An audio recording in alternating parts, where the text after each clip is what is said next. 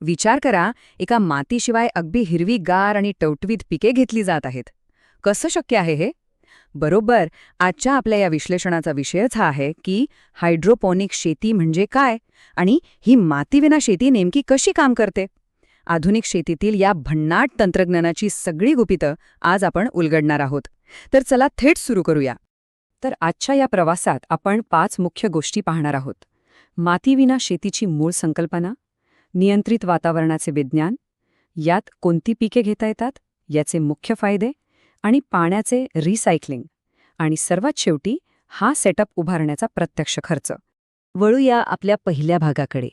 मातीविना शेतीची ही आधुनिक संकल्पना नेमकी आहे तरी काय? हायड्रोपॉनिक्स, सोप्या भाषेत सांगायचं तर पारंपरिक मातीचा अजिबात वापर न करता पिके वाढवण्याची एक जादुई पद्धत. आता एक साहजिक प्रश्न पडतो, वनस्पतींना माती का लागते? मुख्यत्वे नुसता आधार मिळण्यासाठी, बरोबर. मग इथे मातीऐवजी परलाईट किंवा कोकोपीट सारख्या माध्यमांचा वापर केला जातो. हे माध्यम अगदी न्यूट्रल किंवा उदासीन असते, म्हणजेच ते स्वतःचे कोणतेही गुणधर्म न मिसळता फक्त पिकांना एक मस्त स्वच्छ आणि भक्कम आधार देण्याचं काम करतं. आता दुसरा भाग पाहूया. या शेतीसाठी लागणारे नियंत्रित वातावरण आणि त्याची यंत्रणा कशी असते. 30°C. हो, हा आकडा इथे अत्यंत महत्त्वाचा आहे. या शेतीसाठी बंदिस्त ग्रीनहाऊसमध्ये अगदी अचूक तापमान आणि आर्द्रता नियंत्रित ठेवावी लागते. आणि खरं सांगायचं तर हेच ते मुख्य रहस्य आहे, ज्यामुळे या वातावरणात पिकांची वाढ अगदी झपाट्याने आणि एकदम निरोगी होते. ही प्रणाली एखाद्या रुग्णालयात लावलेल्या सलाईन किंवा IV ड्रिप्स सारखीच अगदी अचूक काम करते.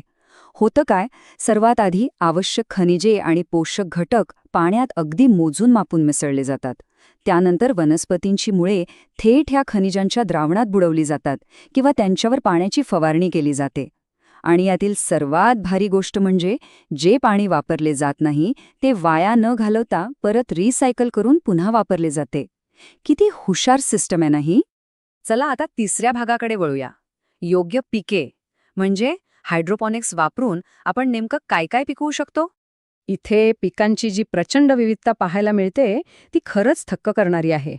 आपले नेहमीचे टोमॅटो, लट्यूस, पालक यांसारख्या रोजच्या भाज्यांपासून ते अगदी मौल्यवान आणि दुर्मिळ औषधी वनस्पतींपर्यंत जवळपास सर्व काही ह्या वातावरणात अगदी उत्तमरित्या घेता येतं. आजकाल सुपरमार्केटमध्ये दिसणाऱ्या अनेक महागड्या आणि विदेशी भाज्या असतात ना, त्या बहुतांश ह्याच आधुनिक पद्धतीने पिकवल्या जातात.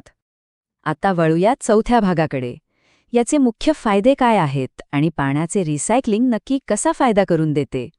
याचा सर्वात मोठा आणि खरंच क्रांतिकारी असा फायदा इथे आपल्याला स्पष्ट दिसतो. विचार करा, ज्या ठिकाणी सुपीक माती अजिबात उपलब्ध नाहीये किंवा पाण्याची प्रचंड म्हणजे अक्षरशः दुष्काळा इतकी टंचाई आहे, अशा भौगोलिक भागांसाठी हे तंत्रज्ञान एक खूप मोठं वरदान आहे. कारण यात मातीची गरजच नाही आणि पाण्याचा वापरही पारंपरिक शेतीच्या तुलनेत अत्यंत कमी होतो. एक प्रकारे ही कठीण परिस्थितीवर केलेली सहज मातच आहे. पाण्याचे सतत होणारे रिसायकलिंग आणि आतले ते नियंत्रित वातावरण यामुळे शेतीत एक मोठी क्रांती घडते. ती म्हणजे हवामान निरपेक्ष शेती.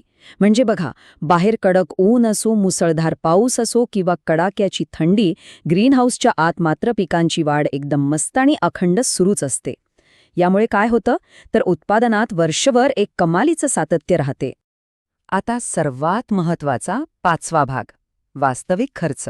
या सगळ्यांची आर्थिक बाजू काय आहे ते थोडक्यात समजून घेऊया.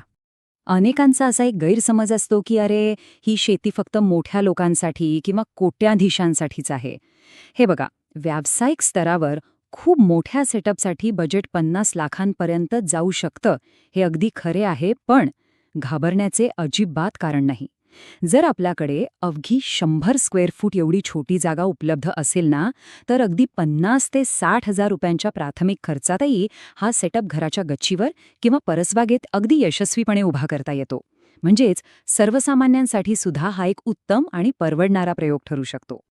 आणि हेच उत्कृष्टपणे दर्शवते की आधुनिक तंत्रज्ञान शेतीला कसे आमूलाग्र बदलत आहे.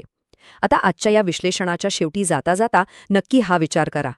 कमी जागा, अत्यंत कमी पाणी आणि मातीची तर अजिबात गरज नसताना हायड्रोपॉनिक्स हेच शेतीचे अपरिहार्य भविष्य आहे का?